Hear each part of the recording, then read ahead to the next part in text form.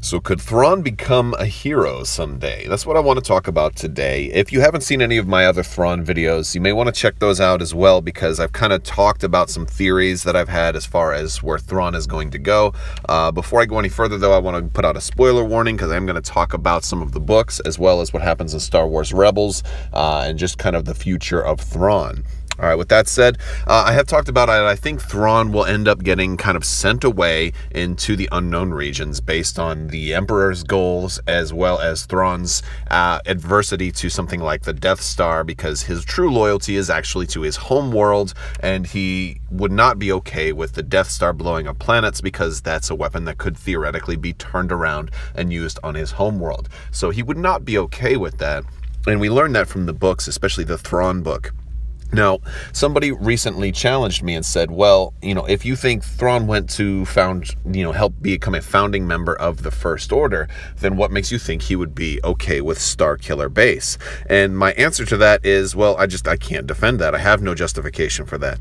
So I don't think that Thrawn would have been okay with the founding of Starkiller Base, but that doesn't mean that he didn't help found the First Order. So I'm going to talk about that theory and a little bit more and what may have happened. So suppose Thrawn did found the First Order, and it does kind of suggest that he is a founding member at the end of Aftermath. So if he did, that doesn't mean he stayed in command of the First Order for the entire 30-year kind of span in between Return of the Jedi and The Force Awakens. It's very likely that he may have been deposed by Snoke or someone else. But let's say Snoke in this case, because Snoke's the only person we really know is running the show. So if that's the case, it's entirely possible that Thrawn may have been killed, but if he's not killed, I want to kind of pose a scenario for you that seems very, very exciting to me. So this is a fictional scenario from either a TV show or a movie that is going to take place in the future timeline. Suppose you have a couple of Resistance heroes storming a First Order base.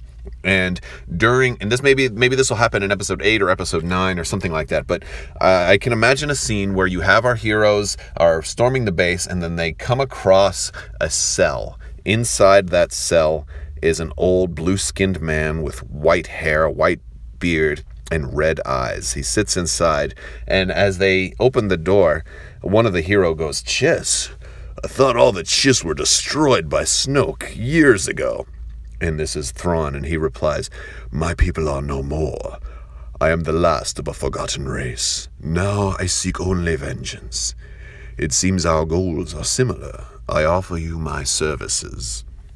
So just imagine that Thrawn is actually held prisoner, perhaps because he knows secrets or because he holds activation codes for something, and he is kept alive. The Resistance finds him. Thrawn seeks vengeance. We'll say perhaps maybe Snoke, destroyed the rest of his people as kind of a, I'll kill your people if you don't cooperate, and then he does it.